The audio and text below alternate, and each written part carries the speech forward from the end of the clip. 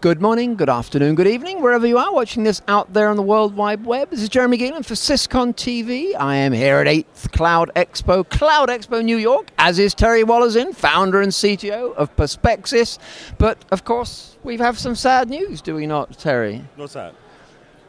Well, with all those security breaches, we're here, of course, to mourn and bemoan the end of the cloud. Now proven to be insecure in so many ways. Indeed. Really, PerspecSys won't be getting $8 million from Intel in investment. Actually, wait, it will, because the cloud is still good, and you did get $8 million from Intel. So how can that be? Try and square those two things.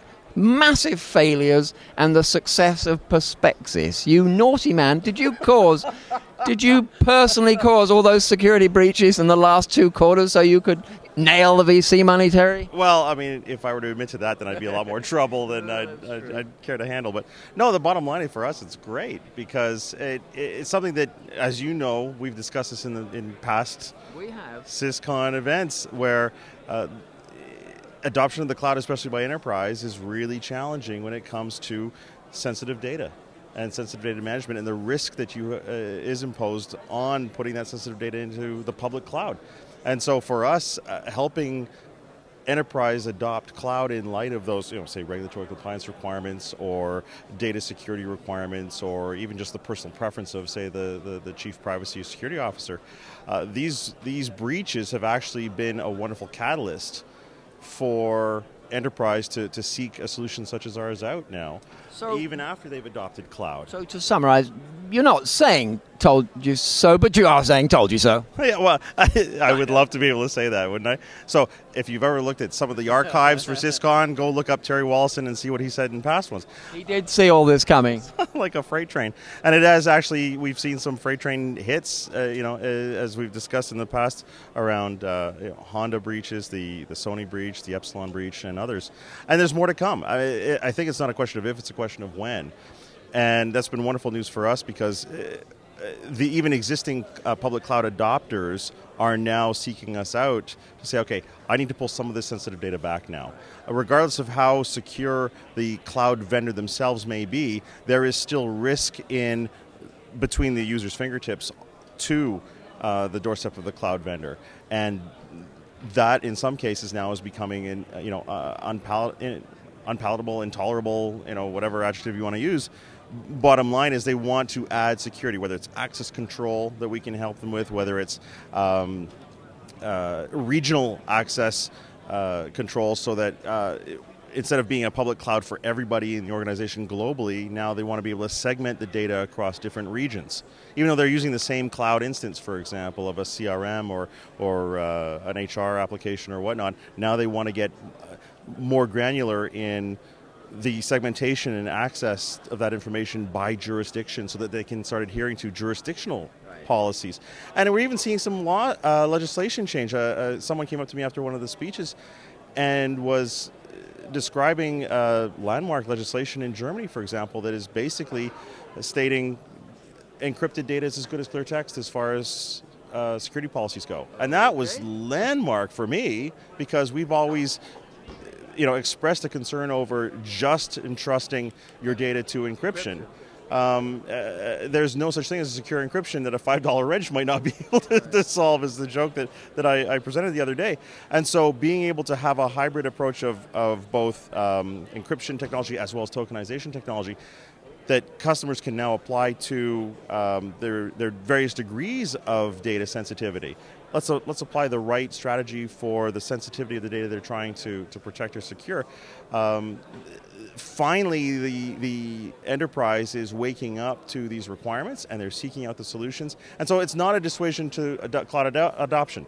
I think there's a strong appetite for public cloud, but the good news for us is now they're also saying, but we need to temper that appetite with an eye toward security, privacy, residency of the sensitive data, and that's where solutions like ours are coming to the fore. And from a technical perspective, there's no issue for you in terms of being able to deploy the PerspecSys approach to it having gone wrong, or already being deployed. Maybe they didn't have a breach yet, but they realized it doesn't matter whether you've done it at the beginning or you can come and fix it up. It's all the same to you. Exactly. And so whether it's someone who's just adopting cloud for the first time, that kind of implementation between cloud implementation in conjunction with us, it's pretty straightforward. But even existing customers, in fact, fully half of our customer base who are folks that have already adopted cloud and in some cases have recognized, oh my goodness, we're out of compliance.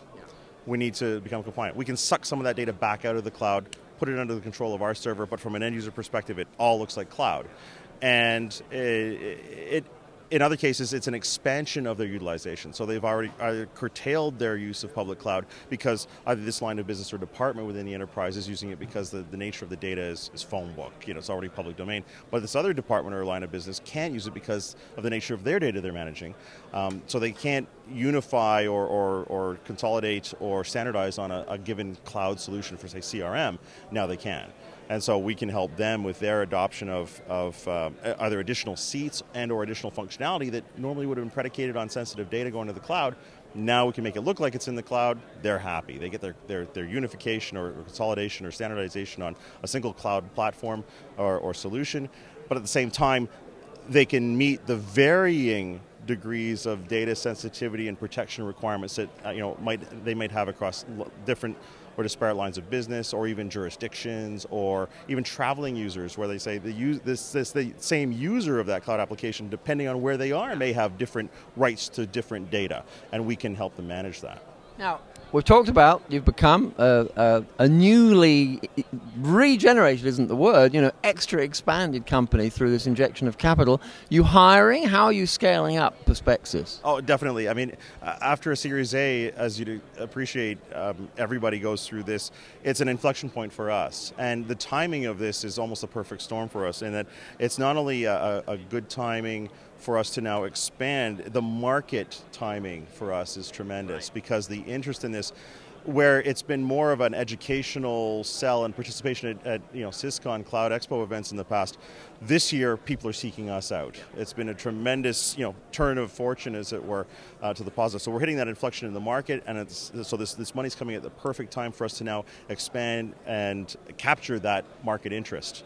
Rather than having to try and grow it strictly organically, we can now get way ahead of that curve. So yes, we are hiring here in North America, we are hiring in Europe, we are hiring engineers, sales folks, marketing folks. It's your standard Series A expansion that we're looking for the entrepreneurs out there who want to join.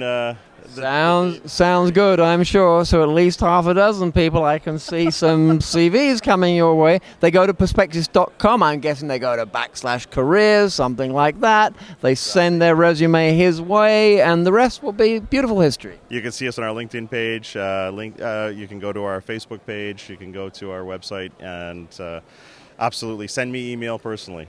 There you are, Terry Woloszyn. What can I say except we've just helped boost the American economy single-handedly, and that's a beautiful thing because we think of you as being one of the early Cloud Expo supporters, and we're delighted for your success. We feel it's partly due to us as well. Thanks so much, Terry, for joining us here in New York City, and thank you for watching this out there on the World Wide Web. Thank you, sir. Thank you very much.